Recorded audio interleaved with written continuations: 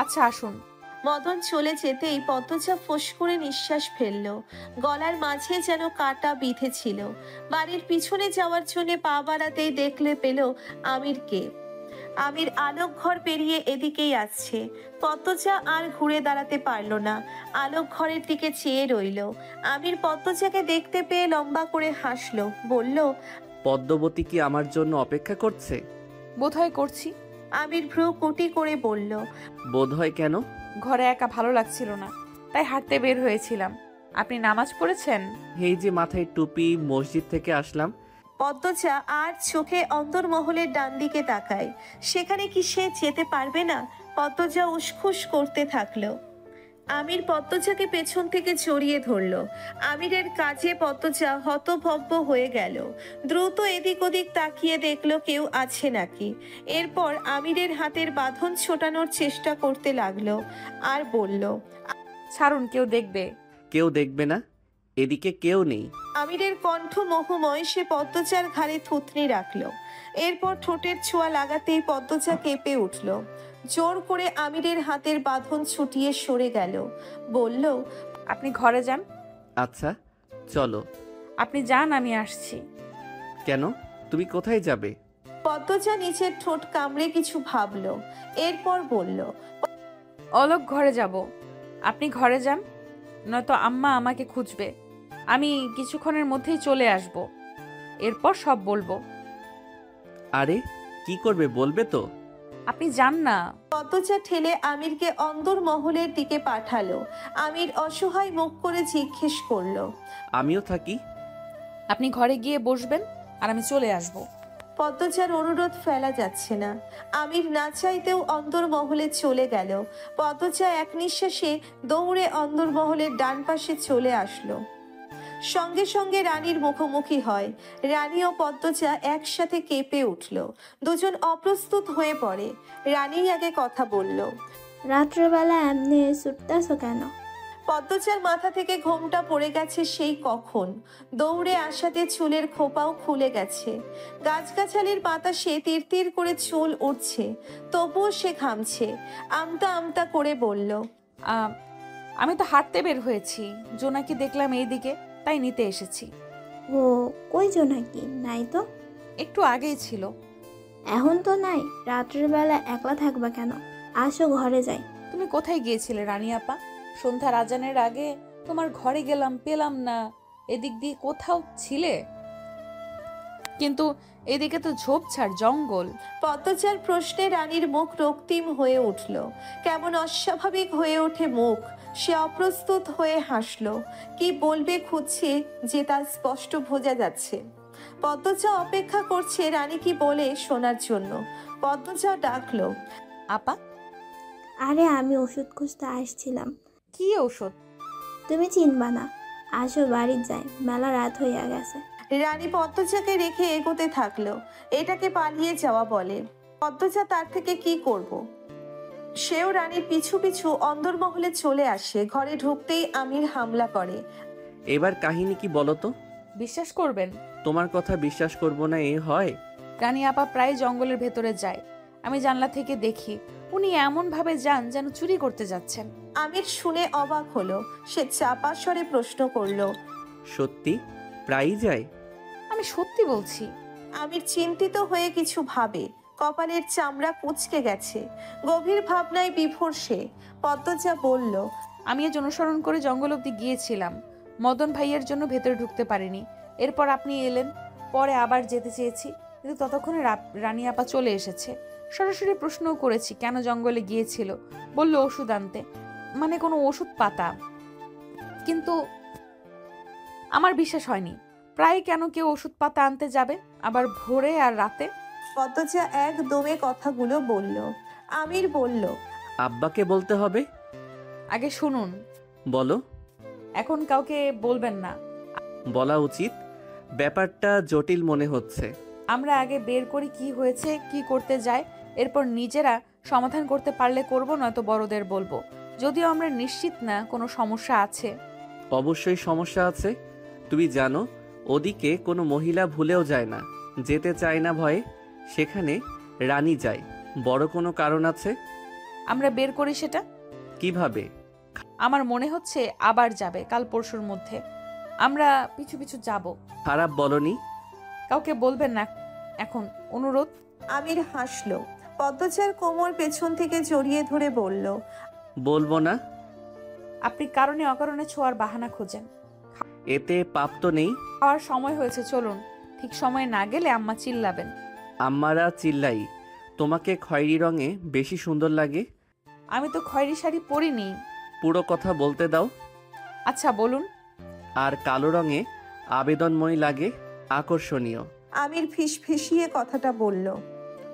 পদ্মজার কানে ঘাড়ে আমিরের নিঃশ্বাস ছিটকে পড়ে।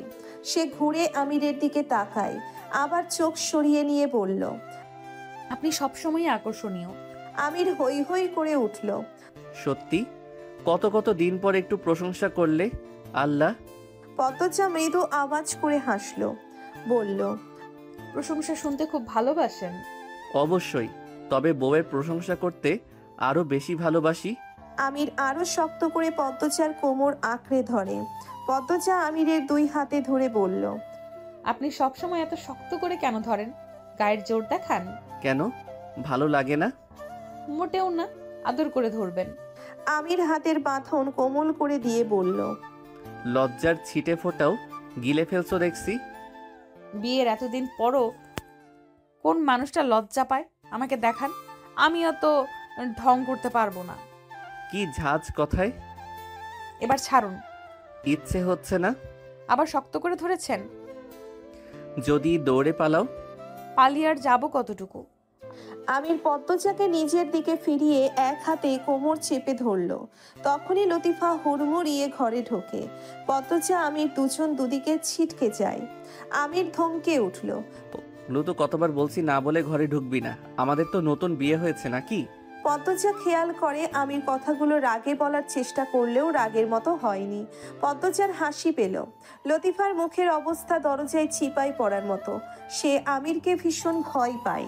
কাছুমাছু করে বলল, খালাম্মা খাইতে যাইতে কইছে। পদ্মজা নূরজাহানের পা টিপে দিচ্ছে। তার মূল উদ্দেশ্য রুম্পার ঘরে যাওয়া। সকাল থেকে বারংবার রুম্পার ঘরে ঢোকার চেষ্টা করেছে, পারেনি। মদন কিছুতেই ঢুকতে দেয়নি। তার এক কথা, নূরজাহান না বললে ঢুকতে দিবে না। অগত্যা পদ্মজা নিরাশ হয়ে নূরজাহানের ঘরে এসে পা টিপা শুরু করে। যদি একটু পটানো যায়। ঘণ্টাখানেক ধরে এসে নূরজাহানের পা টিপছে। হাত ব্যথায় টনটন করছে। নূরজাহান আয়েশ করে ঘুমাচ্ছেন। কখন যে ঘুম ভাঙবে এভাবে কেটে যায় আরো অনেক সময়। নূরজাহান চোখ মেলে তাকান। পদ্মজাকে বললেন, এখন আসো? পদ্মজা মৃদু হাসলো। নূরজাহান বললেন, অনেকক্ষণ হয়েছে, যাও এখন ঘরে যাও। পদ্মজার চোখে মুখে আধার নেমে আসে। পরক্ষণেই মিষ্টি করে হেসে বলল, আপনার ভালো ঘুম হয়েছে? সে হয়েছে। দাদু একটা প্রশ্ন করি। করো। রুম্পা ভাবিকে যেদিন দেখেছিলাম অনেক নোংরা দেখাচ্ছিল। ওনাকে পরিষ্কার করার জন্য একটা মেয়ে দরকার, কিন্তু সব সময় মদন ভাইয়া পাহারা দেন। সারেল্লা খান শক্তি ওই সেরি, হ্যাঁ লগে সেরিরা পারবো না, সবাই ডরায়। তাই বলে এইভাবে অপরিষ্কার থাকবে সব সময়? সবাই ডরায়, কেউ যাইব না সাপ কইরা দিতে। তুমি বেহুদা কথা বলতাছো। নূরজাহানের কঠিন কণ্ঠের সামনে পদ্মজার আসল কথাটাই মুখে আসছে না। সে মনে মনে নিজেকে প্রস্তুত করে নিয়ে বলল, আমার মনে হয় আমি পারবো। ভাবি আমাকে আঘাত করবে না। আমাকে যাওয়ার অনুমতি দিতেন যদি। পাগল হইছ সেরি, কেমনে খামসাইয়া ধরছিল মনে নাই? আর কথা কইও না, যাও এন থেকে। পদ্মজা আর কিছু বলার সাহস পেল না। সে ঘর ছেড়ে বারান্দায় এসে দাঁড়ায়। দুইতলার বারান্দা থেকে আলোক ঘরের সামনের খালি জায়গা দেখা যাচ্ছে। সেখানে গ্রামের মানুষের ভিড়। মজিদ হাওলাদার তার লোকজন নিয়ে গ্রামের মানুষদের সমস্যা শুনছেন। কাউকে অর্থ দিয়ে সাহায্য করছেন, কাউকে বা ধান দিয়ে। এই ব্যাপারটা প্রায়ই ঘটে। পদ্মজার খুব ভালো লাগে, গর্ব হয়। পূর্ণা ঘাটে বসে আছে। মাদিনী নদীর জলের স্রোতে তার দৃষ্টি স্থির। প্রান্ত প্রেমা স্কুলে গিয়েছে, সে যায়নি। ইদানিং সে স্কুলে যায় না একদমই, ভালো লাগে না। পদ্মজা যাওয়ার পর থেকে সব যেন থমকে গেছে। পদ্মজার শূন্য জায়গাটা কিছুতেই পূর্ণা মানতে পারছে না। বাড়ির প্রতিটি কোণে সে পদ্মজার স্মৃতি খুঁজে পায়। এই তো এই ঘাটে বসে দুজন কত সময় পার করত, কত গল্প করত। আজ পদ্মজার জায়গা শূন্য। পূর্ণা অনুভব করে সে তার মায়ের চেয়েও বেশি ভালোবাসে পদ্মজাকে। পদ্মজার প্রতিটি কথা কানে বাজে। এতদিন হয়ে গেল তবুও এই শোক, এই শূন্যতা কাটিয়ে উঠতে পারছে না সে। পূর্ণার চোখ দুটি ছলছল করে ওঠে। সে নিচের ঠোঁট কামড়ে দুইবার ডাকলো, আপা, আপারে। বাসন্তী দূর থেকে পূর্ণাকে দেখতে পেলেন। জুতা খুলে পা টিপে হেঁটে আসেন, পূর্ণার পাশে বসেন। পূর্ণা এক ঝলক বাসন্তীকে দেখে দ্রুত চোখের জল মুছল, এরপর বলল, এখানে এসেছেন কেন? প্রশ্ন ছুড়ে দিয়ে পূর্ণা তীক্ষ্ণ দৃষ্টি মেলে বাসন্তীর দিকে তাকালো। দেখতে পেল বাসন্তীকে আজ অন্যরকম লাগছে। আর একটু খেয়াল করে বুঝতে পারলো অন্যরকম কেন লাগছে। আজ বাসন্তীর ঠোঁটে লিপস্টিক নেই, কপালে টিপ নেই, চোখে কারো কাজল নেই। থুতনির নিচে সবসময়ের কালো তিলটা ঠোঁটে দিতেন, সেটাও নেই। পূর্ণা বাসন্তীর হাতের দিকে তাকান। হাতেও 2-3 ডজন চুড়ি নেই, দুই হাতে শুধু দুটো সোনার চিকন চুড়ি। পূর্বের প্রশ্নের উত্তরের অপেক্ষা না করে পূর্ণা পাল্টা প্রশ্ন করলো, আপনি আজ সাজেননি? না চাললে ভালো লাগে না। বেশ আগ্রহ নিয়ে জানতে চাইলেন বাসন্তী। পূর্ণা বাসন্তীর চোখ মুখে স্নিগ্ধতা খুঁজে পেল। মায়াবী প্রাকৃতিক সৌন্দর্য, চকচকে গাল, চরিত্রের উপর বয়স মনেই হয় না। কিন্তু মুখে কিছু বলল না পূর্ণা। সে চোখ সরিয়ে নিল। বাসন্তী বললেন, আম্মা, আমি তোমার আব্বারে ভালোবাসছিলাম সত্যি, তবুও শেষ বয়সে আইসা একটা ভুল করে ফেলি। ভুল যখন বুঝতে পারি তোমার আব্বারে বলি, কিন্তু তোমার আব্বা মুখ ফিরাইয়া নিল। আমার তোমার আব্বা ছাড়া আর গতি ছিল না, তাই গ্রামের মানুষ নিয়ে আইছিলাম। আমার এই কাজের জন্য তোমাদের এত বড় ক্ষতি হবে জানলে এমন করতাম না। যাক, সেসব কথা। তোমার আব্বা আমারে আজ মেনে নেয়নি, তাতে আমার দুঃখ নাই। তোমার আম্মার মতো একটা ছোট বোন পাইছি, তোমার 2টা ভাই বোনের মতো সন্তান পাইছি। আমি নিঃসন্তান, আমার কোনো সন্তান নাই, কখনো হবেও না। সন্তানের শূন্যতা আমারে খুঁড়ে খুঁড়ে খায়। তোমাদের বাড়িতে আসার পর থেকে সেই দুঃখ ঘুচে গেছে। প্রান্ত প্রেমা যখন আমারে বড় আম্মা কইয়া ডাকে, আমার খুশিতে কান্দন আইয়া পড়ে। শুধু ভালো লাগে না তোমার গুমোট মুখখান।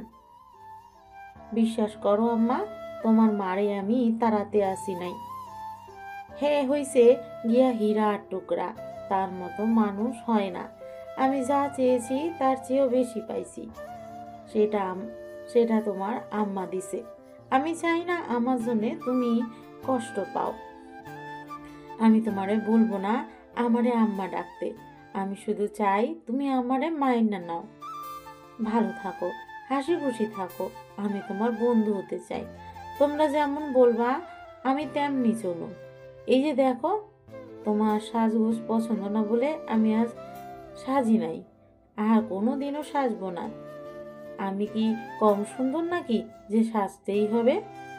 আমার ঠেকা পড়েনি। আমি আপনার সাথে খারাপ ব্যবহার করব না। আপনি আপনার মতো থাকুন প্রেমা, প্রান্তকে নিয়ে। আমি আমার মতো থাকবো আমার মাকে নিয়ে। আমার আর কারোর বন্ধুত্ব দরকার নেই। বাসন্তীর চোখ ছলছল করছে, তবুও তিনি হাসতে কার্পণ্য করলেন না। বললেন, তোমার চুল অনেক সুন্দর আর লম্বা। এখন তো ভর দুপুর, বাইন্দা রাখো। পূর্ণা চুলগুলো হাত খোপা করে নিল, এরপর বলল, আম্মা, এখনো ঘুমাই। হ, আমার কি যে হয়েছে, কখনো একদমই ঘুমায় না, আর কখনো ঘুম ছেড়ে উঠতেই পারে না। পদ্মজার জন্যে কান্দে দেখি, শরীর দুর্বল হয়ে পড়ছে, এই জন্যে ঘুমাইতেছে। পূর্ণা উঠে দাঁড়ায়। বাসন্তী বললেন, আমি রাঁধছি বলে সকালে খাইলা না, এখন নিয়ে আসি ভাত। পরে খাবো। বলেই পূর্ণা দ্রুত পায়ে বাড়ির ভিতরে চলে গেল। হেমলতার ঘরে এসে দেখলো তিনি গভীর ঘুমে আচ্ছন্ন। চুল ছড়িয়ে আছে বালিশে, কেমন শুকিয়ে গেছে। এতক্ষণ না খেয়ে থাকলে তো আরো শুকোবে। ডাকা উচিত। পূর্ণা ডাকলো, আম্মা, আম্মা। হেমলতা সাড়া দিলেন না। পূর্ণা ঝুঁকে হেমলতার গায়ে হাত দিয়ে ডাকলো, ও আম্মা, উঠো এবার, দুপুর হয়ে গেছে। আম্মা, ও আম্মা। হেমলতা চোখ খোলেন, চোখের মনি ফ্যাকাশে। তিনি উঠতে চাইলে হুট করে হাত কাঁপতে থাকলো। পূর্ণা উদ্বিগ্ন হয়ে বলল, কি হয়েছে আম্মা? হেমলতা কিচ্ছুটি বললেন না। পূর্ণা হেমলতাকে ধরে উঠালো। হেমলতা পূর্ণার দিকে চেয়ে থেকে ক্ষীণ স্বরে প্রশ্ন করলো, কে তুমি? হেমলতার এহেন প্রশ্নে পূর্ণা চমকে উঠল। চাপা স্বরে অবাক হয়ে উচ্চারণ করলো। আম্মা। সেকেন্ড কয়েক পর পূর্ণার উপর থেকে হেমলতা চোখ সরিয়ে নিলেন। পূর্ণা বলল, আমাকে চিনতে পারছো না?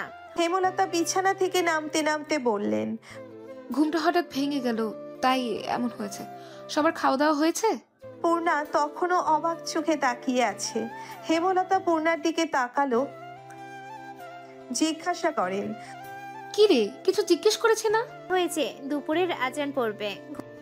এতক্ষণ ঘুমিয়েছি, আরো আগে ডাকতে পারলি না? ঘুমাচ্ছিলে আরাম করে, তাই ডাকিনি। ফজরের নামাজটা পড়া হলো না, এখন কাজা করতে হবে। পড়েছিলি তো? পড়েছি। খেয়েছিস? না। এরকম করে আর কতদিন চলবে? যা খেয়ে নে। পূর্ণা বাধ্য মেয়ের মতো হেঁটে চলে গেল রান্নাঘরে। ক্ষুধার পেট চোচো করছে। কতক্ষণ না খেয়ে রাগ করে থাকা যায়? হেমলতা খোলা চুল হাত খোপা করে নেন, এরপর কলপারের দিকে যান। অজু করে ঘরে ঢোকার সময় দেখেন পূর্ণা খাচ্ছে। তিনি পূর্ণার উদ্দেশ্যে বললেন, খাওয়া শেষ করে ঘরে আসিস। পূর্ণা খেয়ে দিয়ে থালা ধুয়ে গুছিয়ে রাখে। রান্নাঘর থেকে বের হয়ে দেখে চারা গাছ লাগানোর জন্য বাসন্তী উঠানের এক কোণে বসে মাটি খুঁড়ছেন। পূর্ণা দৃষ্টিতে সরিয়ে হেমলতার ঘরে আসে। এসে দেখে হেমলতা জায়নামাজ অসম্ভব উদ্বিগ্ন হয়ে বসে আছেন। পূর্ণা ডাকলো। মা, এখন পূর্ণা খেয়ে দিয়ে থালা ধুয়ে গুছিয়ে রাখে। হেমলতা চমকে তাকালো। পূর্ণা দ্বিতীয়বারের মতো অবাক হয়। চমকানোর কি এমন হলো? হেমলতা স্বাভাবিক হয়ে বসেন, জায়নামাজ ভাঁজ করেন ধীরে সুস্থে। এরপর পূর্ণাকে কাছে এসে বসতে বলেন। পূর্ণা পাশে এসে বসে। হেমলতা ভারী কণ্ঠে বললেন, আপার প্রতি তোর এত রাগ কেন? আমাকে বল। রাগ নেই। প্রেমা প্রান্তের মতো মিলেমিশে থাকতে পারবি না? ওরা বড় আম্মা ডাকে, তুই শুধু খালাম্মা ডাকবি। মাত্র উঠলে ঘুম থেকে, আগে খাও, এরপর কথা বলবো। আমি এখনই বলবো। কথাগুলো বলবো বলবো করে বলাই হয়নি। দেখ পূর্ণা, আপা অন্য পরিবেশে বড় হয়েছে, থেকেছে, তাই একটু অন্যরকম। তাই বলে মানুষটা তো খারাপ না। আপা সত্যি একটা সংসার চায়। পরিবারের একজন সদস্য ভাবতে দোষ কোথায়? বাকি জীবনটা কাটাক না আমাদের সাথে। আমার কাজকর্মের একজন সঙ্গীও হলো। বয়স তো হচ্ছে, একা সব সামলানো যায়? আপারও বয়স হচ্ছে, কিন্তু দুজনে মিলে তো কাজ করতে পারবো। কদিন পর তোর বিয়ে হবে, প্রেমার বিয়ে হবে, শ্বশুর বাড়ি চলে যাবে, তখন আমার একজন সঙ্গী থাকলো। আর এমন নয় যে আপার মনে বিষ আছে। আপারও ভালো সঙ্গ দরকার, ভালো পরিবেশ, ভালো সংসার। আমি দেখেছি আপা কত সুখে আছে এখানে। প্রেমা প্রান্তর জন্য জান দিতে প্রস্তুত। নিঃসন্তান বলেই হয়তো এমন। আপা কিন্তু এখন আমাদের ছাড়া অসহায়। ওনার মা মারা গেছে, বাবা তো নেই, আত্মীয় স্বজন নেই। এই বয়সে যাবে কই? আমরা একটু মানিয়ে গুছিয়ে নিতে পারি না? সতীন বলেই সে খারাপ হবে, সৎমা হলেই সে খারাপ হবে, এমন কোনো বাণী আছে? কিন্তু উনি অনেক সাজগোজ করেন, যদিও আমাকে কিছুক্ষণ আগে বলেছেন আর সাজবেন না। তবে ওনার কথার ধরন আমার ভালো লাগে না। সকে স উচ্চারণ করেন, শুদ্ধ অশুদ্ধ মিলিয়ে জগা খিচুড়ি বানিয়ে কথা বলেন। হেমলতা পূর্ণার কথায় হাসলেন। পূর্ণা ওড়নার আঁচল আঙ্গুলে পেঁচাতে পেঁচাতে এদিক ওদিক তাকাচ্ছে। হেমলতা পূর্ণার মাথায় হাত রাখেন, বললেন, তোর আপা যদি প্রান্তকে শুদ্ধ ভাষা রপ্ত করিয়ে দিতে পারে, তুই তোর বাসন্তী খালাকে স উচ্চারণ শিখিয়ে দিতে পারবি না? উনি শিখবেন? বললে অবশ্যই শিখবেন। সত্যি? বলেই দেখ। এখন যাব। যা। যাচ্ছি। পূর্ণা ছুটে বেরিয়ে গেল। হেমলতা মৃদু হেসে বারান্দায় বেরিয়ে আসেন। সেলাই মেশিনের সামনে বসেন। অনেকগুলো কাপড় জমেছে, সব শেষ করতে হবে। উঠানে বাসন্তীকে পেল না পূর্ণা। এদিক ওদিক তাকিয়ে খুঁজতে থাকলো। বাসন্তী কলপার থেকে হাত পা ধুয়ে বেরিয়ে জড়তা কাজ করছে। 2-3 বার ঢোক গিলে ডাকলো, শুনুন। বাসন্তী দাঁড়ালেন, পূর্ণাকে দেখে হাসলেন। পূর্ণা এগিয়ে এসে বলল, আপনাকে আমি পড়াবো। কি পড়াইবা? লাহারি ঘরের বারান্দায় আসেন আগে। বাসন্তী কিছু বুঝে উঠতে পারছেন না, তবুও পূর্ণার পিছু পিছু গেলেন। বারান্দার চৌকির উপর পূর্ণা বসলো। পূর্ণা গম্ভীর কণ্ঠে বলল, আপনাকে দন্ত স উচ্চারণ শেখাবো আমি। দন্তের ছ উচ্চারণ তো আমি পারি। আপনি দন্তস্বর না বলে দন্ত ছ বলেন, শুনতে ভালো লাগে না। বলুন দন্তের স। বাসন্তী থতমত খেয়ে যান, চোখ ছোট ছোট করে বললেন, দন্ত ছ। হয়নি, বলুন দন্তের স। দন্ত ছ। আবারও হয়নি। আচ্ছা বলুন সংসার। ছঞ্ছার। দন্তের সং সং সার। ছ অং ছাড়। সংসার উচ্চারণ করতে করতে পূর্ণার মুখের সামনে ঝুঁকে পড়েন বাসন্তী। পূর্ণা বলল, উপরে চলে আসছেন কেন? দূরে বসুন। বাসন্তী দ্রুত সোজা হয়ে বসেন। পূর্ণা বলল, এবার বলুন সন্তান। সন্তান। ফাটাফাটি হয়ে গেছে, এবার বলুন আসছে। আছে। আরে আবার ছ উচ্চারণ করছেন কেন? বলুন আসছে। আসছে। আসছে। হয়েছে, এবার বলুন সাজগোজ। সাজগোজ। হাওলাদার বাড়ির পুরুষেরা একসাথে বসেছে দুপুরের খাবার খাওয়ার জন্য। আলমগীর, খলিল সবাই আজ উপস্থিত আছে। আমির 2 দিন পর শহরে ফিরবে, তাই আলমগীর চলে এসেছে। অতিরিক্ত গরম পড়েছে।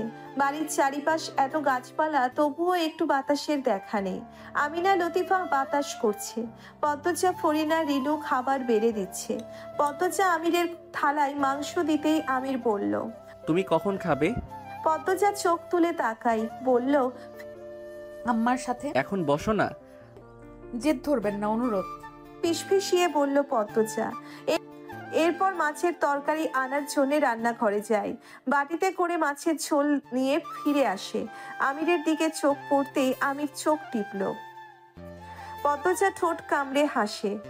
আলমগীরের থালায় মাছের ঝোল দেওয়ার সময় খেয়াল করলো আলমগীর বেশ ফুর্তিতে আছে। বয়স 35 হবে। এসে একবারও রুম্পার কথা জিজ্ঞাসা করলো না। কি অদ্ভুত, বইয়ের প্রতি বিন্দুমাত্র মায়া,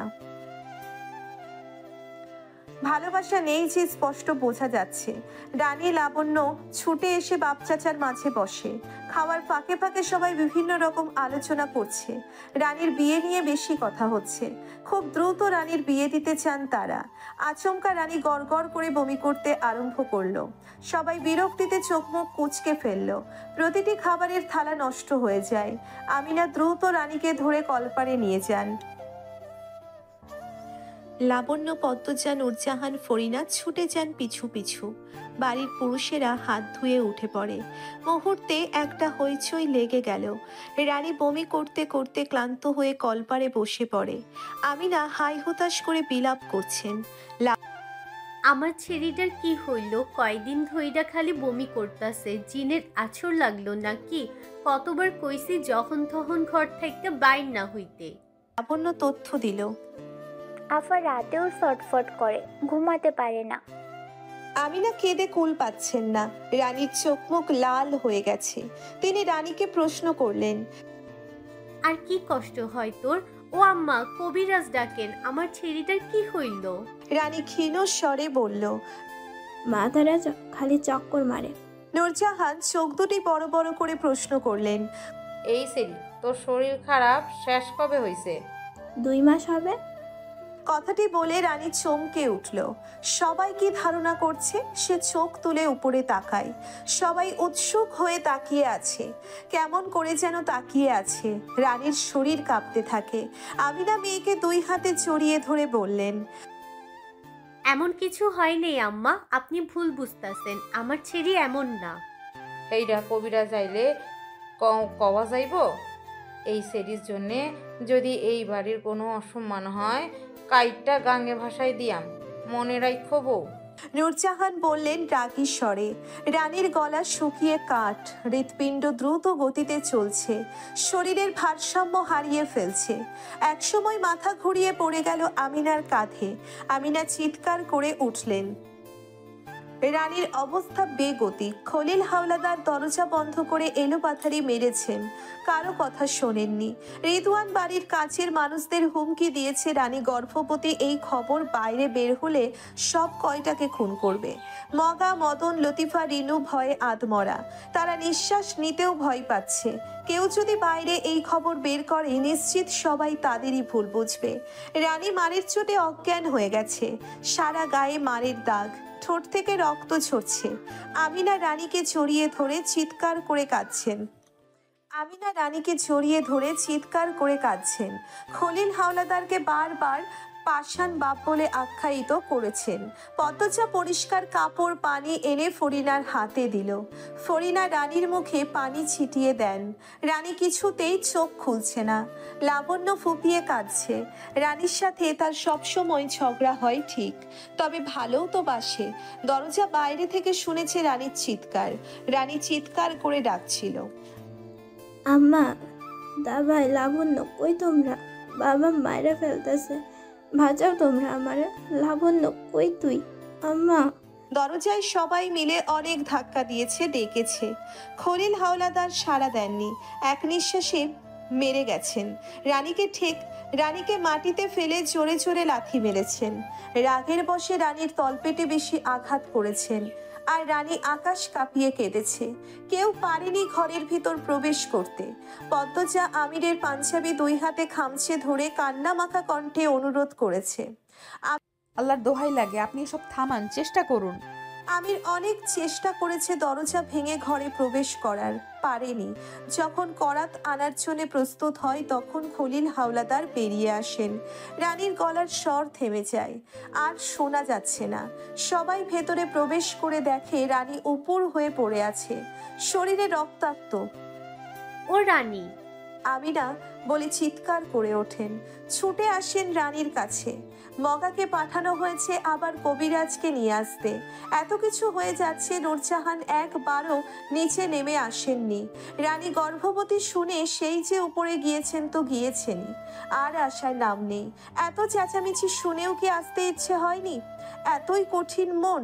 কবিরাজ আসার অনেকক্ষণ পর রানী চোখ খোলে। ফরিনা আমিনাকে বললেন,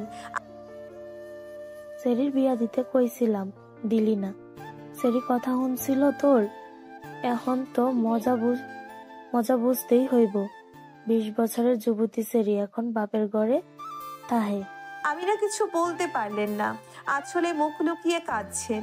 মজিদ ঘরে প্রবেশ করেন, ফরিনাকে জিজ্ঞাসা করলেন, মেয়েকে জিজ্ঞাসা করো এই আকামের সাথে কে?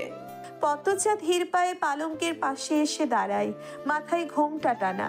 ফরিনা রানীকে জিজ্ঞাসা করলেন, বাচ্চার বাপ কেডায়? রানী কিছু বলছেন না, ঠোঁট কামড়ে কাঁদছে, চোখ বেয়ে জলের ধারা নামছে। ফরিনা তেজ নিয়ে বললেন, কিরে সেরি, এখন কথা আয় না কেন? বাচ্চার বাপের নাম কিতা? কইবি তো, বিয়া তো দেওন লাগবো। তবুও রানী চুপ। তার কান্নার বেগ বেড়ে গেছে। মজিদ হাওলাদার লাবণ্যকে ডাক দিলেন। লাবণ্য। লাবণ্য কেঁপে উঠল। মজিদ জিজ্ঞাসা করলেন, তোর তো জানার কথা, একসাথে থাকিস, কার সাথে রানীর সম্পর্ক ছিল? লাবণ্য মাথা নত করে দাঁড়িয়ে থাকে, আর চোখে রানীকে দেখে। রানী অন্যদিকে তাকিয়ে আছে। লাবণ্য বুঝে উঠতে পারছে না তার কি বলা উচিত। মজিদ থমকে উঠলেন। লাবণ্য, সত্য বলো, কিছু লুকানোর চেষ্টা করবে না, তাহলে তোরও এই দশা হবে। লাবণ্য ভয়ের চোটে গড়গড় করে বলতে থাকেন, আফার সাথে আব্দুল ভাইয়ের প্রেম আছে। দুইজনে প্রায়ই দেখা করে বাড়ির পিছনে, খালের পাড়ে। অনেক বছর হয়েছে প্রেমের। রানীর কান্নার শব্দ বেড়ে যায়। ফরিনা ঝাঁঝালো কণ্ঠে রানীকে বলেন, এই সেরি চুপ কর, এখন মেলাইতেছস কেরে? হুকাম করার সময় মনে আসিল না? আমারে কইতে পারলি না তোর আব্দুলের পছন্দ, আর আব্দুলি কেমন দাচের মানুষ, আর প্রস্তাব লইয়া আইতে পারে নাই? তোরে ডাইকা লইয়া কুকাম কইরা বেড়াইছে। নিজের বাড়ি বানায় প্রস্তাব লইয়া আইব কইছিল। রানী কাঁদতে কাঁদতে বলল। ফরিনা পাল্টা বললেন, কয়দিন তোর সয় নাই, শরীর গরম হইয়া গেছিল বেশি। খারাপ সেরি কোনহানের। আমির ঘরে ঢুকতেই মজিদ গম্ভীর কণ্ঠে বললেন। আব্দুল রে ধরে নিয়ে আয়। আমির অবাক হয়ে বলল। আব্দুল করছেই কাজ, ও তো এমন না, মুখ দেখে বোঝা যায় কে কেমন। আমির উত্তরে কিছু বলল না। রানী আহত দুর্বল শরীর নিয়ে দ্রুত বিছানা থেকে নামে। আমির ঘর থেকে বেরোনোর জন্য পা বাড়িয়েছে সবে মাত্র। রানী আমিরের পায়ে ধরে বসে পড়ে, আকুতি করে বলল। দা ভাই, ওনারে কিছু কইরো না, ওনারে মাইরো না, আমি তোমার পায়ে পড়ি। ও কাকা, আমারে মারো, ওনারে মাইরো না। কি পাগলামি করছিস? পা ছাড় রানী। দা ভাই, দোহাই লাগে। আমির রানীকে দুই হাতে তুলে দাঁড় করালো, এরপর কোমল কণ্ঠে বলল। কিছু করব না, শুধু নিয়ে আসবো, বিয়ে পড়িয়ে দেব। সত্যি দা ভাই? সত্যি। রানী হাতের উল্টো পাশ দিয়ে চোখের জল মোছে। আমির বেরিয়ে যায়। মজিদ চোখ মুখ কঠিন অবস্থানে রেখে ঘর ছাড়েন। রানী মাথা ঘুরিয়ে পড়ে যেতে নিলেই পদ্মজা ধরে ফেলে। আমিনা ফরিনা এগিয়ে আসেন, তারপর রানীকে ধরে নিয়ে বিছানায় শুইয়ে দিলেন। বিয়ে হবে শুনে ভেতরে ভেতরে রানীর খুব আনন্দ হচ্ছে। কিছুক্ষণ আগের সব মার ব্যথা তুচ্ছ মনে হচ্ছে। রানী আব্দুলকে এত বেশি ভালোবাসে যে আব্দুলের এক কথায় সে বিয়ের আগে ঘনিষ্ঠ হতে রাজি হয়। যখন যেখানে যেতে বলেছে তখন সেখানেই গিয়েছে। দ্বিতীয়বার ভাবেনি, অন্ধভাবে ভালোবেসেছে। কতদিনের স্বপ্ন, কত আশা পূরণ হবে অবশেষে। রানী নিজের অজান্তে বাঁকা হাসে, তৃপ্তিকর হাসি, কিছু পাওয়ার হাসি। উপস্থিত আর কেউ খেয়াল না করলেও সেই হাসি পদ্মজা খেয়াল করে। এই হাসি বেশিক্ষণ থাকলো না। বিকালবেলা আমির দুঃসংবাদ নিয়ে ফিরল। আব্দুল খুন হয়েছে গত রাতে। মাদিনী নদীতে লাশ পাওয়া গেছে। আব্দুলের বাড়িতে পুলিশের ভিড়। রানীর কানে কথাটা আসতেই এক চিৎকার দিয়ে লুটিয়ে পড়ে মাটিতে। জীবনের সুখের আলো নিভে যায় স্বপ্ন পূরণের ইচ্ছের প্রদীপ। পদ্মজা এই খবর শুনে স্তব্ধ হয়ে দাঁড়িয়ে থাকে। প্রতিটা মৃতদেহ নদীতেই কেন পাওয়া যায়? এতে কি প্রমাণ পানির সাথে ধুয়ে যায়? আগের খুনগুলোর খুনি কি এই আব্দুলের খুনি? পদ্মজা চেয়ার টেনে বসে, মাথা ব্যথা করছে খুব, রক দপদপ করে কাঁপছে। চোখ বন্ধ করে ভাবে, এই অনন্তপুরে পাপের সাম্রাজ্য কারা তৈরি করেছে? ভাবতে গেলে শরীর কেমন করে। শূন্য হাত নিয়ে ভাবনা থেকে বের হতে হয়। কুল কিনারা পাওয়া যায় না।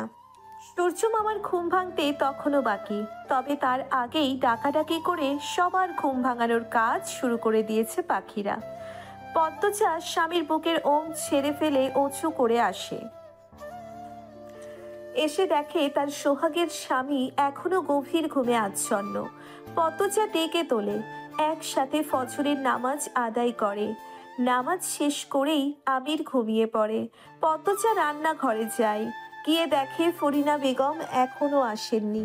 আজ ম্যাট্রিক পরীক্ষার ফলাফল। উত্তেজনায় পদ্মজার সর্বাঙ্গ কাঁপছে। সে পাইচারি করতে করতে লাবণ্যর ঘরের সামনে আসে। দরজা খোলা। পদ্মজা বাইরে থেকে উঁকি দিয়ে দেখল রানী মাটিতে বসে আছে, উদাস হয়ে কিছু ভাবছে। রাতে ঘুমায় না, নিজের মতো জগৎ করে নিয়েছে।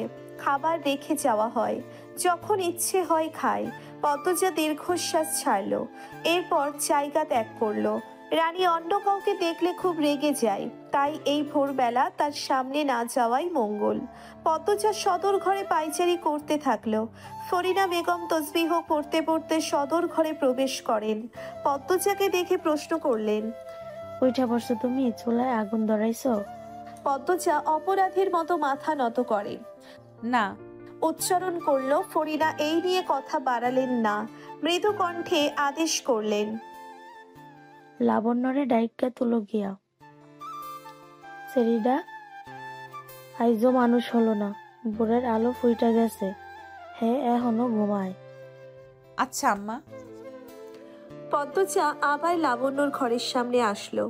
এবার আর বাইরে থেকে উকি দিয়ে চলে যায়নি, ভেতরে ঢুকলো। পদ্মজা আওয়াজ করে দরজা খোলে, তাও রানীর ভাবান্তর হলো না। সে যেভাবে মাটিতে বসে জানলার বাইরে তাকিয়েছিল সেভাবেই রয়েছে। পদ্মজা রানীর দিকে চেয়ে চেয়ে পালঙ্কের পাশে গিয়ে দাঁড়ালো। এরপর লাবণ্যকে ডাকলো। এই লাবণ্য, লাবণ্য। লাবণ্য আড়ামোড়া ভেঙে ঘুমু ঘুমু চোখে পিট করে তাকিয়ে বলল, ও আজ ফলাফল আর তুই ঘুমাচ্ছিস? পদ্মজার কথা বুঝতে লাবণ্যের অনেক সময় লাগলো। যখন বুঝতে পারলো লাফিয়ে উঠে বসলো, বুকে হাত রেখে হাঁসফাঁস করতে করতে বলল, কি বললি এটা? দেখ দেখ কলিজাটা লাফাইতাছে। কি ভয়ানক কথা মনে করাইয়া দিলি। উফ। পদ্মজা হাসলো, বলল, কলিজা লাফায় না, বুক ধুক ধুক করে? হ, ওইটাই। আমি ফেল করব। রানী আপার মতো মাইর খাবো দেখিস। আমার শ্বাসকষ্ট হইতেছে। লাবণ্য ভয়ে ঘন ঘন নিঃশ্বাস নিচ্ছে। সে আতঙ্কে আছে। এই চিন্তায় রাতে ঘুম আসেনি। ঘুমাতে ঘুমাতে মাঝরাত হয়ে গেছে। পদ্মজা লাবণ্যের ছটফটানি দেখে ভয় পেয়ে যায়। সান্ত্বনা দিয়ে বলল, এসব কিছুই হবে না দেখিস, বেহুদা চিন্তা করছিস। সূর্য উঠে যাবে, নামাজ পড় জলদি, আল্লাহর কাছে দোয়া কর। লাবণ্য হুড়মুড়িয়ে বিছানা থেকে নেমে কলপারে ছুটে যায়। এইবার পদ্মজা হেসে ফেলল। রানীর দিকে চোখ পড়তেই হাসিটা মিলিয়ে যায়। রানী কাঁদছে। পদ্মজা 2 পা রানীর দিকে এগিয়ে আবার পিছিয়ে যায়, আবার এগিয়ে যায়। রানীর পাশে বসে ডাকলো, আপা। রানী চোখ ভর্তি অশ্রু নিয়ে তাকায়। পৃথিবীর সব কষ্টরা বুঝি একজোট হয়ে রানীর চোখে ভিড় জমিয়েছে। রানী অশ্রুরুদ্ধ কণ্ঠে বলল, প্রিয় মানুষ হারানোর কষ্ট এতটা যন্ত্রণা কেন দেয় পদ্মজা? তুমি তো অনেক জ্ঞানী, সবাই তোমারে বুদ্ধিমতী কয়। তুমি একটা বুদ্ধি দাও না, এই কষ্টের পাহাড় কমানোর বুদ্ধি। আমারে দেখায় দিবা শান্তির পথ। মানুষের কতটা কষ্ট হলে এভাবে শান্তি খোঁজে? পদ্মজার চোখ টলমল করে ওঠে। সে ঢোক গিলে বলল, পুরনো স্মৃতি মুছে সামনের কথা ভাবো। নামাজ পড়ো, হাদিস পড়ো, কোরআন পড়ো। একদিন ঠিক শান্তি খুঁজে পাবা। আমার মতো পাপীরে আল্লাহ কবুল করব? আল্লাহ তাআলার মতো দয়াবান উদার আর কেউ নেই। পাপ মোছার জন্য অনুতপ্ত হয়ে সেজদা দিয়েই দেখো না আপা, ক্ষমা চেয়ে দেখো, আল্লাহ ঠিক তোমার জীবনে শান্তি ফিরিয়ে আনবেন। সেদিন বুঝবে আল্লাহ তোমার সিজদা কবুল করেছেন। রানী জানালার বাইরে তাকায়। আম গাছের ভালো চোখ রেখে বলল, কেন এমনটা হইলো আমার সাথে? ব্যভিচার করেছো আপা, বিয়ের আগে এইভাবে। আপা এসব ভেবো না, আর যা হওয়ার হয়েছে। দুনিয়া তার চাহনের বা পাহনের কিছুই নাই আমার। আখিরাতের জন্য সম্পদ জমাও এবার। আম গাছের ডালে চোখ রেখে বলল। রানী অন্যরকম দৃষ্টি নিয়ে পদ্মজার দিকে তাকায়। পদ্মজা মাথায় সোজা সিথি করে সব সময়। এক অংশ সিথি দেখা যাচ্ছে, বাকিটুকু শাড়ির আঁচলে ঢাকা। মেয়েটা এত স্নিগ্ধ, এত সুন্দর, এত পবিত্র দেখতে। দেখলেই মন প্রাণ জুড়িয়ে যায়। পদ্মজা বলল, আখিরাতের সম্পদ ইবাদত, খাঁটি ইবাদত। তুমি খুব ভালো পদ্মজা। রানী মৃদু হেসে বলল। তার চোখ বেয়ে 2 ফোঁটা জল গড়িয়ে পড়ে। পদ্মজা অপ্রস্তুত হয়ে হাসলো, বলল, এখন নামাজ আদায় করতে পারবে? তাহলে পড়ে নাও। ওই দিনটার পর আর গোসল করি নাই। আজ করবে কিন্তু। করব। আসি। আসো। পদ্মজা বেরিয়ে আসে। দরজার বাইরে পা রাখতেই রানীর কান্নার স্বর কানে আসে। পদ্মজা থমকে দাঁড়ায়, পেছন ফিরে একবার রানীকে দেখে। রানী হাঁটুতে মুখ লুকিয়ে কাঁদছে। পদ্মজা মনে মনে প্রার্থনা করে, আল্লাহ ক্ষমা করে দাও রানী আপাকে, শান্তির পথে ফিরে আসার রহমত দাও। বাড়ির সবাই ম্যাট্রিক পরীক্ষার ফলাফল জানার জন্য অধীর আগ্রহে অপেক্ষা করছে। আমির সেই সকাল 10টায় বের হয়েছে। এখন বাজে দুপুর 3টা। লাবণ্য মিনিটে মিনিটে গ্লাস ভরে পানি খাচ্ছে আর বারবার টয়লেটে যাচ্ছে। পদ্মজা ঝিম মেরে বসে আছে। হেমলতা সবসময় পদ্মজাকে বলতেন ম্যাট্রিকে ফার্স্ট ডিভিশন পেতে। পদ্মজার একবার মনে হচ্ছে সে ফার্স্ট ডিভিশন ফলাফল করবে, আর একবার মনে হচ্ছে সেকেন্ড ডিভিশনে চলে যাবে। সে এক হাতের আঙ্গুল দিয়ে অন্য হাতের তালু চুলকাচ্ছে। এই মুহূর্তে মাকে খুব মনে পড়ছে। কত দিন হলো দেখা হয় না। প্রথম মায়ের জন্যে প্রায় কাঁদত সে। এখন অবশ্য মানিয়ে নিয়েছে। আছরের আজান পড়ছে, এখনো ফেরেনি আমির। পদ্মজা নামাজ পড়তে চলে যায়। নামাজ পড়ে বারান্দায় এসে দাঁড়ায়। এরপর যা দেখলো খুশিতে আত্মহারা হয়ে পড়ে সে। আমিরের সাথে হেমলতা, পূর্ণা এসেছে। দুজনের পরনে কালো বোরখা। তিনজন আলোক ঘর পেরিয়ে অন্দরমহলের দিকে আসছে। মাথার উপর কড়া রোদ নিয়ে মরুভূমিতে সারা দিন হাঁটার পর পথিক তৃষ্ণার্ত হয়ে পানির দেখা পেলে যেমন আনন্দ হয়, ঠিক তেমন আনন্দ হচ্ছে পদ্মজার। ইচ্ছে হচ্ছে 2 তলা থেকে ঝাঁপ দিয়ে নেমে যেতে, কিন্তু তা তো সম্ভব নয়। পদ্মজা উন্মাদের মতো দৌড়তে থাকে। সিঁড়ি দিয়ে নামার সময় উল্টে পড়ে যেতে গিয়েও নিজেকে সামলে নিল, তবুও দৌড় থামল না। সদর ঘরের সবাইকে তোয়াক্কা না করে বাড়ির বউ ছুটে বেরিয়ে যায়। হেমলতা কিছু বুঝে ওঠার আগেই তার নয়নের মণি ঝাঁপিয়ে পড়ে বুকে। পদ্মজার ছোঁয়ায় চারিদিকে যেন বসন্ত শুরু হয়। পূর্ণা পদ্মজাকে দেখেই জড়িয়ে ধরে, ফোপাতে লাগলো। পদ্মজা হেমলতার বুকে মাথা রেখে পূর্ণাকে এক হাতে জড়িয়ে ধরে কাঁদো কাঁদো হয়ে বলল, এতদিনে আসতে মনে হয়েছে তোমাদের? এইভাবে পর করে দিলে আম্মা। আর পূর্ণা, তুই তো আসতে পারিস, বোনকে মনে পড়ে না? শাড়ির আঁচল টেনে পদ্মজার মাথার চুল ঢেকে দিলেন হেমলতা। এরপর বললেন, মেয়ের শ্বশুরবাড়ি আসা কি এতই সোজা? তাহলে শ্বশুরবাড়ি পাঠানোর কি দরকার, যদি মা বাবা সহজে আসতেই না পারে?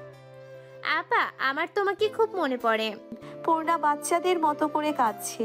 পদ্মজা পূর্ণার চোখের জল মুছে দিয়ে বলল, আমারও মনে পড়ে। হেমলতা পদ্মজার চোখের জল মুছে দিয়ে বললেন, 750 মার্ক পেয়েছিস, স্টার মার্ক, ফার্স্ট ডিভিশন। এই খুশিতে আর কাঁদিস না।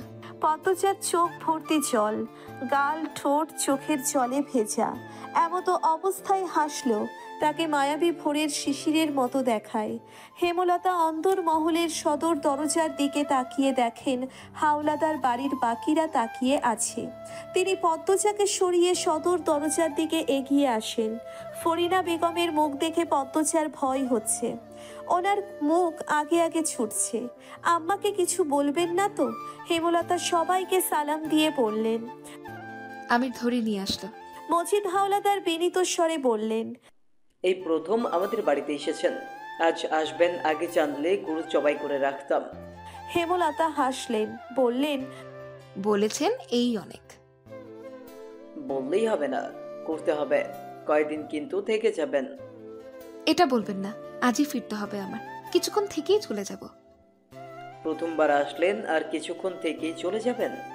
আবার আসবো, অনেক দিন থেকে যাব। আজকের রাতটা থেকে যান। আম্মা, আজ থেকে যাও আমার সাথে। পদ্মজা অনুরোধ করে বলল। হেমলতা হাসলেন। ফরিনা কিছু বলছেন না, ভ্রুকুটি করে দাঁড়িয়ে আছেন।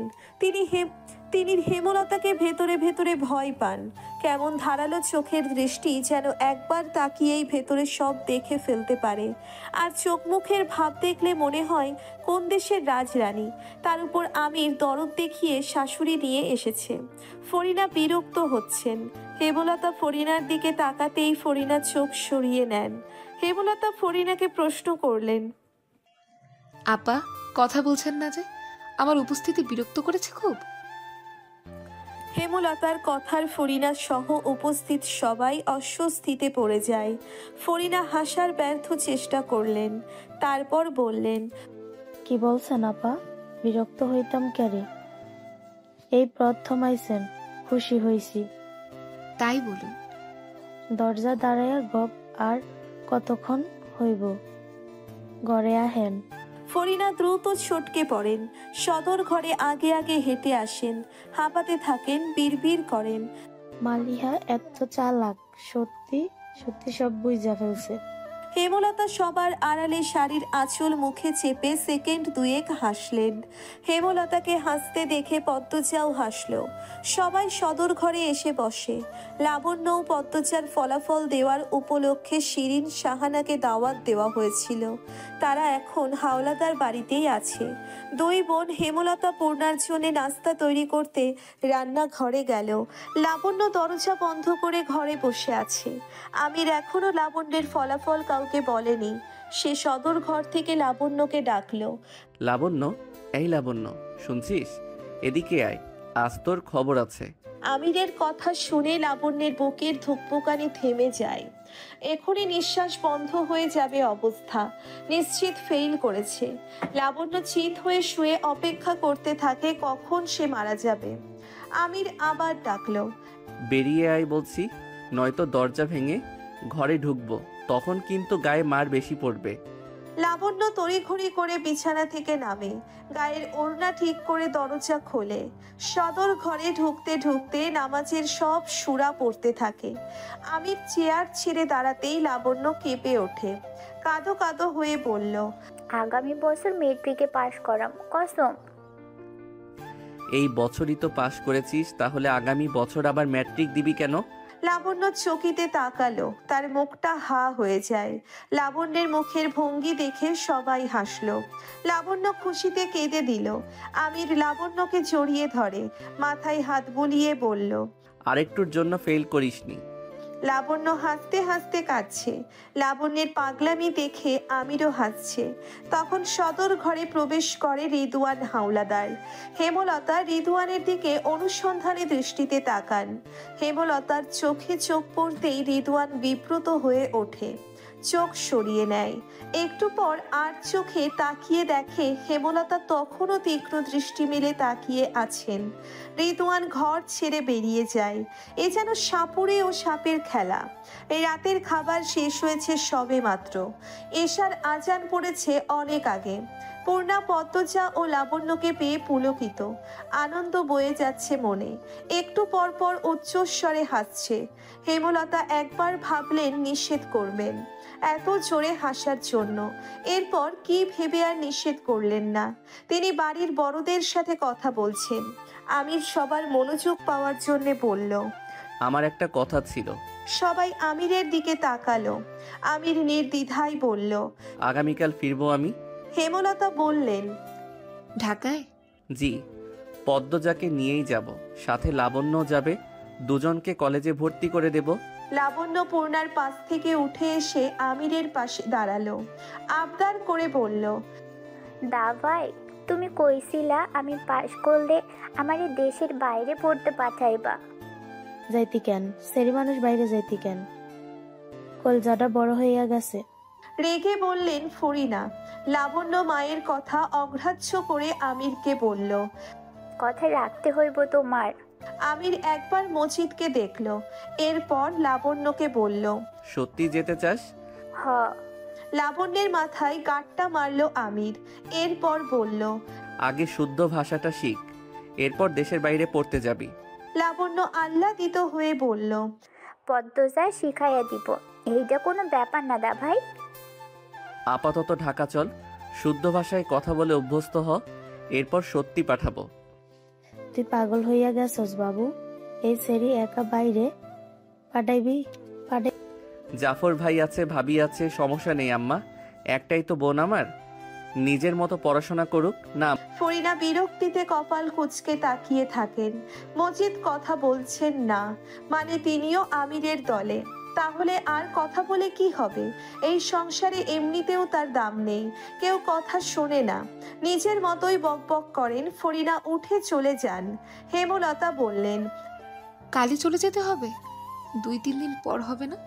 আমির নম্রভাবে বলল, আম্মা, আমি 8 বছর হলো ঢাকা গিয়েছি, এর মধ্যে এই প্রথম 3 মাসের উপর গ্রামে থেকেছি, ব্যবসা ফেলে এসেছি। আমার অনুপস্থিতিতে আলমগীর ভাইয়া সামলেছিল, এখন তো ভাইয়াও চলে এসেছে, আর আমার ব্যবসা আমারই সামলানো উচিত। যত দ্রুত সম্ভব যেতে চাই, আপত্তি করবেন না? হেমলতা পদ্মজার দিকে চেয়ে বললেন, তাহলে আগামীকালই যাচ্ছ? জি, আব্বা আম্মাকে তো অনেক আগেই বলেছি, পদ্মজাও জানে, কিন্তু পদ্ম ভাবেনি সত্যি সত্যি যাব। দেখুন কেমন অবাক চোখে তাকিয়ে আছে। কাল চলে যাব বলেই আজ আপনাকে নিয়ে এসেছি। আজ রাতটা মেয়ের সাথে থাকেন, আবার কবে দেখা হয়। হেমলতা বেশ অনেকক্ষণ নিশ্চুপ থাকেন, তারপর বললেন, তোমাদের কিসের ব্যবসা আজও জানলাম না। মজিদ অবাক হয়ে বললেন, আত্মীয় হলেন এতদিন এখনো জানেন না মেয়ের জামাই কিসের ব্যবসা করে? বাবু, এটা তো বলা উচিত ছিল। আমি তো ভেবেছি জানেন, তাই বলিনি। আম্মা আমাদের এক্সপার্ট আম্মা, আমাদের এক্সপোর্ট ইম্পোর্ট বিজনেস, মানে মালামাল বিভিন্ন দেশে আমদানি রপ্তানি করা হয়। এ কাজে আব্বা, রিদওয়ান ভাইয়া, চাচা আছে। তাছাড়া নিম্নমানের দেশগুলো থেকে কম দামে পণ্য এনে উন্নত দেশগুলোতে বেশি মূল্যে বিক্রি করি। সব পণ্য গোডাউনে রাখা হয়। আমাদের অফিসও আছে। গোডাউন আর অফিসের সব কাজ আমাকে সামলাতে হয়। বলতে পারেন আমারই সব। অনেক বড় ব্যাপার। হেসে বললেন হেমলতা। তিনি জানতেন না আমির এতটা বিত্তশালী। এক্সপোর্ট ইম্পোর্ট বিজনেস কম কথা নয়। এই সম্পর্কে মোটামুটি তিনি জানেন, কলেজ থাকাকালীন জেনেছে। পদ্মজাকে পূর্ণা জড়িয়ে ধরে রেখেছে। পদ্মজা বলল, কথা বলছিস না কেন? কাল চলে যা বাবা। তাই তো কথা হচ্ছে। আমার খুব মনে পড়ে তোমাকে। কাঁদছিস কেন? আসবো তো আমি। সে তো অনেক অনেক মাস পর পর। পদ্মজা কিছু বলতে পারল না। হেমলতা কথা বলছেন আমির আর মজিদের সাথে। খলিল আলমগীর নীরব দর্শক হয়ে বসে আছে। বিকেল থেকে রিদওয়ানের দেখা পাওয়া যাচ্ছে না। পদ্মজা হেমলতার ওপর চোখ রেখে পূর্ণাকে প্রশ্ন করলো, আম্মা খুব শুকিয়েছে, খায় না? না, মাঝে মাঝে সারাদিন পার হয়ে যায়, তবুও খায় না। জোর করে খাওয়াতে পারিস না? ধমক মারে, শোনে না কথা। আম্মা ঘাট তারা। ঠিক বলেছ। উনি কেমন? ঝগড়া করে আম্মার সাথে? উনিটা কে শুনি? আব্বার প্রথম বউ। তুমি তো দেখতেই যাওনি। শ্বশুর বাড়ি থেকে চাইলেই যাওয়া যায় না। বল না কেমন আদর করে তোদের? ভালো, খুব সহজ সরল। আম্মাকে খুব মানে। প্রেমা প্রান্তকে অনেক আদর করে। দেখতেও খুব সুন্দর। আগে শাহপুরের বউদের মতো সাজতো। আমার পছন্দ না বলে এখন আর সাজে না। তুই নাকি খুব খারাপ ব্যবহার করিস। এখন করি না। তুমি কাকে দিয়ে এত খোঁজ রাখো? সে তোর জানতে হবে না। তাহলে উনি ভালো, তাই তো? মিলেমিশে থাকিস তাহলে। ঢাকা যাওয়ার আগে দেখে নাও একবার। বাপের প্রথম বউকে দেখার ইচ্ছে নেই আমার। পদ্মজা থমথমে স্বরে বলল। পূর্ণা বলল, আচ্ছা, আমি আজ তোমার সাথে ঘুমাবো। ঘুমাবি। আম্মার খেয়াল রাখবি। আম্মাকে দেখে মনে হচ্ছে কোনো বিষয় নিয়ে খুব চিন্তা করে, সারাক্ষণ ভাবে। তুই কথা বলবি, সময় দিবি। আমি তোমার মতো সব সামলাতে পারি না। চেষ্টা করবি। ভোরে উঠে মগা ভাইকে পাঠাবো আব্বা আর প্রেমা প্রান্তকে নিয়ে আসতে। সবাইকে চোখের দেখা দেখে যাব। পূর্ণা পদ্মজাকে আরো শক্ত করে জড়িয়ে ধরে। কান্না পাচ্ছে খুব। কত দূরে চলে যাবে তার আপা। পদ্মজা অনুভব করে পূর্ণার ভেতরের আর্তনাদ। সে পূর্ণার মাথায় হাত বুলিয়ে বলল, খুব দ্রুত আসবো। পদ্মজা মাঝে শুয়েছে, আর দুই পাশে হেমলতা আর পূর্ণা। পূর্ণা শক্ত করে জড়িয়ে ধরে রেখেছে পদ্মজাকে, আর পদ্মজা হেমলতার এক হাত শক্ত করে ধরে রেখেছে। হেমলতা নীরবতা ভেঙে পদ্মজাকে বললেন, পদ্ম, মাম্মা। শহরে নিজেকে মানিয়ে নেবে, শক্ত হয়ে থাকবি, আর মনে রাখবি কেউ কারণ না, সবাই একা। সব সময় নিজের ওপর বিশ্বাস রাখবি, নিজের ওপর আস্থা রাখবি, সৎ পথে থাকবি, কখনো কারো ওপর নির্ভরশীল হবি না। যদি তুই কারো ওপর ভালো থাকার দায়িত্ব দিয়ে দিস, কখনো ভালো থাকবি না। নিজের ভালো থাকার দায়িত্ব নিজেরই নিতে হয়। নিজেকে কখনো একা ভাববি না। যেখানেই থাকি আমি, আমার প্রতিটা কথা তোর সাথে মিশে থাকবে, ছায়া হয়ে থাকবে। আল্লাহ সবাইকে কোনো না কোনো উদ্দেশ্যে সৃষ্টি করেছেন। সেই উদ্দেশ্য সফল হলে আর বেঁচে থাকার মানেই থাকে না, মৃত্যুতে ঢলে পড়ে। আমার ইদানিং মনে হয় আমার দায়িত্ব ছিল তোকে জন্ম দেয়া, বড় করে তোলা, বাস্তবতা দেখানো। সেই দায়িত্ব কতটুকু রাখতে পেরেছি জানি না, কিন্তু তোর দায়িত্ব অনেক বড় কিছু। পদ্মজা চাপা স্বরে বলল, সেটা জানি না। তুমি এত কি ভাবো আম্মা? মুখটা এরকম ফ্যাকাশে হয়ে যাচ্ছে কেন? খাওয়া দাওয়া ঠিক মতো করবে। আমি পরের বার এসে যেন দেখি মোটা হয়েছো। হেমলতা হাসলেন, সাদা ধবধবে দাঁত ঝিলিক মারে। তিনি পদ্মজাকে এক হাতে জড়িয়ে ধরে বললেন, পরের বার যখন আসবি একদম অন্যরকম দেখবি। কথা দিচ্ছ? দিচ্ছি। পদ্মজা হাসলো। পূর্ণা বলল, আমাকেও জড়িয়ে ধরো আপা। পদ্মজা পূর্ণাকে জড়িয়ে ধরে, আর হেমলতা দুই মেয়েকে একসাথে জড়িয়ে ধরেন। তারপর বললেন, এবার চুপচাপ ঘুম হবে, কোনো কথা না। মাঝরাতে হেমলতার ঘুম ভেঙে যায়। তিনি চোখ খুলে কান খাড়া করে শোনেন কেউ হাঁটছে। কাঁথা গা থেকে সরিয়ে ধীরে ধীরে বিছানা থেকে নামেন, সাবধানে দরজা খুলে বেরিয়ে পড়েন। পায়ের শব্দটা যেদিক থেকে এসেছে সেদিকে যান। সাদা পাঞ্জাবি পরা একটা পুরুষের অবয়ব দেখতে পান। তিনি তীক্ষ্ণ স্বরে ডাকলেন, রেদওয়ান। রেদওয়ান কেঁপে উঠে পিছনে ফিরল। চোখ দুটি বড় বড় হয়ে যায়। সে যে অপ্রস্তুত হয়ে পড়েছে দেখেই বোঝা যাচ্ছে। হেমলতা প্রশ্ন করলেন, এত রাতে এখানে কি করছো? জি হাঁটছিলাম। এত রাতে? প্রায় হাঁটি, জিজ্ঞাসা করতে পারুন অন্যদের। হেমলতা রিদওয়ানকে পা থেকে মাথা পর্যন্ত পরখ করে নিয়ে বলল, কোনোভাবে আমাকে খুন করতে এসেছো কি? রিদওয়ান থতমত খেয়ে গেল, বলল, না না, আপনাকে কেন খুন করতে যাব? প্রমাণ সরাতে। হেমলতার সহজ কথা। রিদওয়ান হঠাৎই অন্য রকম স্বরে কথা বলল, সে তো আমিও একজন প্রমাণ, স্বচোখে দেখা জলজ্যান্ত প্রমাণ। আপনি আমাকে খুন করে প্রমাণ সরাতে পারেন। যেহেতু দুজনেই একই পথের, কাউকে কারো খুন করার প্রয়োজন নেই। আমি এখানে অন্য কাজে এসেছে। হেমলতা কঠিন চোখে তাকান, পরপরই চোখ শীতল করে নিয়ে বললেন, শুভরাত্রি। রিদওয়ান হেসে হেলে দুলে হেঁটে চলে যায়। হেমলতা ঘরে ঢোকার জন্যে ঘুরে দাঁড়ান। হাঁটার পূর্বেই শরীরের ভারসাম্য হারিয়ে পড়ে যান। ভাগ্যিস আওয়াজ হয়নি। তিনি হাতে ভর দিয়ে ওঠার চেষ্টা করেন। বাম হাতের মাংসপেশি শক্ত হয়ে আছে, হাত নাড়াতে কষ্ট হয়। ভর দিয়ে ওঠা আরো কষ্টদায়ক। তিনি ওভাবেই বসে থাকলেন অনেকক্ষণ। পাখিদের কলতানে পদ্মজার ঘুম ভাঙল। পদ্মজা জানালার ফাঁক গলে আসা দিনের আলো দেখতে পেল। সে তড়ি ঘড়ি করে উঠে বসে। অন্যদিন ফজরের আজানের সাথে সাথে উঠে পড়ে। আজ দেরি হয়ে গেল। পূর্ণাকে তুলে নিয়ে যা, একসাথে উঁচু করে নামাজ পড়তে বস। হেমলতার কণ্ঠ শুনে পদ্মজা ঘুরে তাকালো। তিনি কোরআন শরীফ পূর্বের জায়গায় রেখে পড়লেন, পূর্ণাকে একটু বুঝ দিস, নামাজ পড়তে চায় না। ছাম্মা। পদ্মজা পূর্ণাকে ডেকে নিয়ে কলপারে যায়। এরপর দুই বোন একসাথে নামাজ পড়তে বসলো। নামাজ শেষ করে হেমলতার সামনে এসে দাঁড়ালো পদ্মজা। হেমলতা জানালার বাইরে তাকিয়ে আছেন। পদ্মজা হেমলতার চোখ দেখে বলল, আম্মা, তোমার চোখ এমন লাল হলো কেন?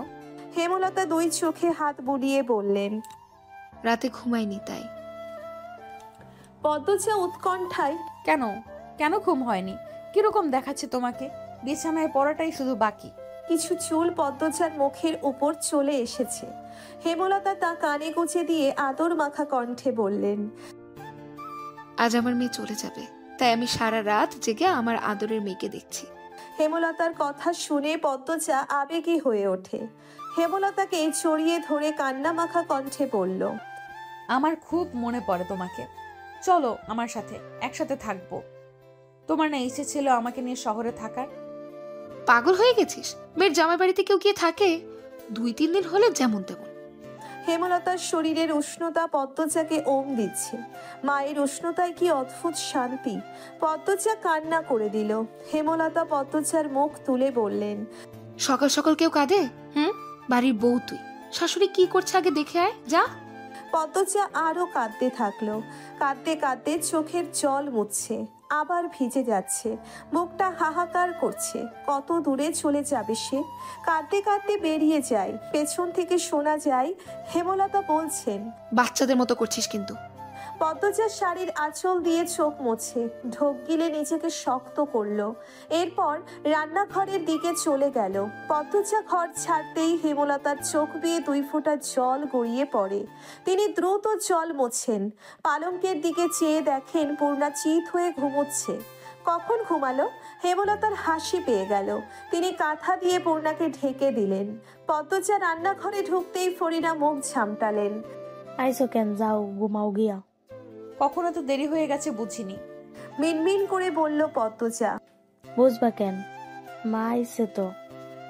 হৌরির লগে তো মায়ের মতো মিশতে মন চায় না।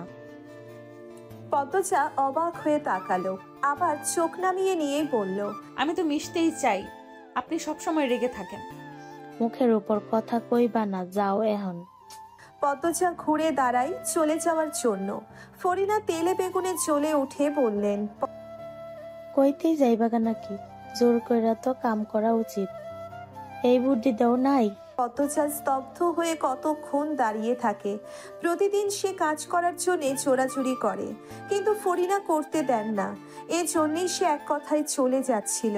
আর এখন কি বলছেন? সে ব্যাপারটা হজম করে নিয়ে রান্নাঘরে ঢুকলো। ফরিনা গলার স্বর পূর্বের অবস্থায় রেখেই বললেন, সে কাম করতে হইব না। এরপর তোমার মায়ের কইরা দিব দিনরাত কাম কইরা তার শরীরে। যাও, বাইরে যাও। পদ্মজা হতভম্ব হয়ে দাঁড়িয়ে থাকে। লতিফা ঠোঁট চেপে হাসছে। ফরিনার এমন ব্যবহারের সাথে সে অভ্যস্ত।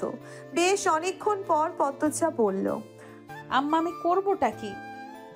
পদ্মজা মাথা থেকে ঘোমটা সরে গেছে, মুখটা দেখার মতো হয়েছে। ফরিনা পদ্মজার মুখ দেখে হেসে ফেললেন, আবার দ্রুত হাসি লুকিয়েও ফেললেন। এই মেয়েটাকে তিনি অনেক আগেই ভালোবেসে ফেলেছেন। এত শান্ত, এত নম্র ভদ্র। হেমলতাকে হিংসে হয়, হেমলতার গর্ভকে হিংসে হয়। পদ্মজার ঢাকা যাওয়া নিয়ে প্রথম ঘোর আপত্তি ছিল ফরিনার, কিন্তু এখন নেই। উপর থেকে যাই বলুন না কেন, তিনি মনে মনে চান পদ্মজা পড়তে যাক, অনেক পড়ুক, অনেক বেশি পড়ুক। এই মেয়ের জন্ম রান্নাঘরে রাধার জন্য নয়, রানীর আসনে থাকার জন্য। পদ্মজা ফরিনার 2 সেকেন্ডের মৃদু হাসি খেয়াল করেছে। সে সাহস পেল, ফরিনার কাছে এসে দাঁড়ায়। ফরিনা চোখ মুখ কুঁচকে প্রশ্ন করলেন, গ্যাসতাছো কেন? পদ্মজা শিমুল তুলোর ন্যায় নরম স্বরে বলল, আমার খুব মনে পড়বে আপনাকে, আপনার বকাগুলোকে। আপনি খুব খারাপ। পদ্মজা ফরিনা তরকারিতে মশলা দিচ্ছিলেন, হাত থেমে যায়। পদ্মজার দিকে তাকান। পদ্মজা বলল, আমি আপনাকে একবার জড়িয়ে ধরবো আম্মা? ফরিনা কিছু বলতে পারলেন না। এই মেয়েটা এত অদ্ভুত, এত ভালো কেন? পদ্মজার চোখের দিকে চেয়ে অনুভব করেন কয়েক বছরের লুকোনো ক্ষত জ্বলে উঠেছে। ক্ষতরা পদ্মজার সামনে উন্মোচন হতে চাইছে। কোনোভাবে কি যন্ত্রণাদায়ক এই ক্ষত সারাতে পারবে পদ্মজা? ভরসা করা যায়? পদ্মজার মায়ামাখা দুটি চোখ দেখে বুকে এমন তোলপাড় শুরু হয়েছে কেন? 32 বছর আগের সেই কালো রাত্রির কথা কেন মনে পড়ে গেল? যে আলো রাত্রির জন্য আজও এই সংসার, এই বাড়িকে তিনি আপন ভাবতে পারেন না। প্রতিটি মানুষের সাথে বাজে ব্যবহার করেন। সেই যন্ত্রণা কেন বুক খুঁড়ে বেরিয়ে আসতে চাইছে?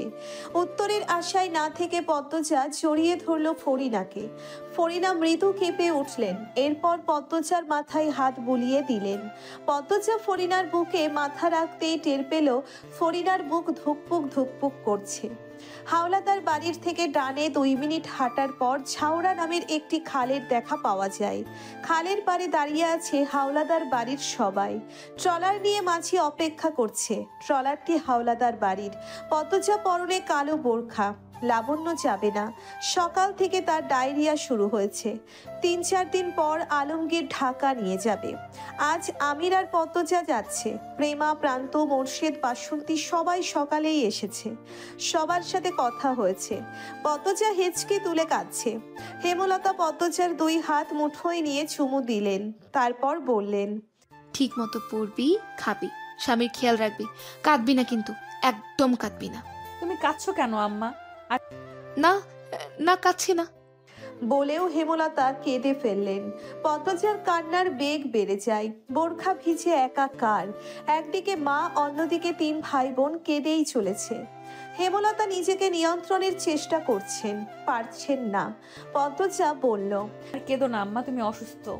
হেমলতা ঢোক গেলেন কান্না আটকাতে। তারপর বললেন, কাঁদবো না, সাবধানে যাবি, দেরি হচ্ছে তো। আমি নিয়ে যাও আমার মেয়েকে। যা মা, সাবধানে যাবি, নিয়মিত নামাজ পড়বি। পদ্মজা হেমলতার পা ছুঁয়ে সালাম করলো।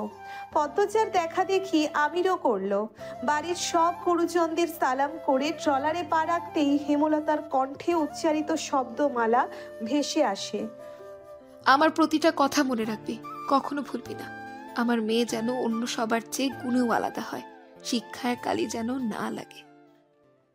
পদ্মজা ফিরে চেয়ে বলল, ভুলবো না আম্মা, কখনো না।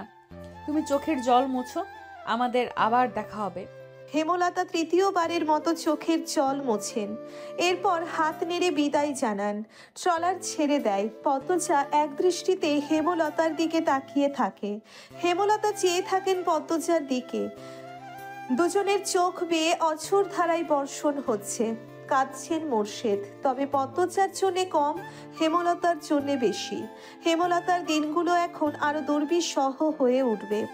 আরো কাঁদছেন ফরিনা। প্রতিদিন বাড়ি জুড়ে একটা সুন্দর মুখ সুন্দর বোনের জীবন্ত পুতুল মাথায় ঘোমটা দিয়ে আর হেঁটে বেড়াবে না।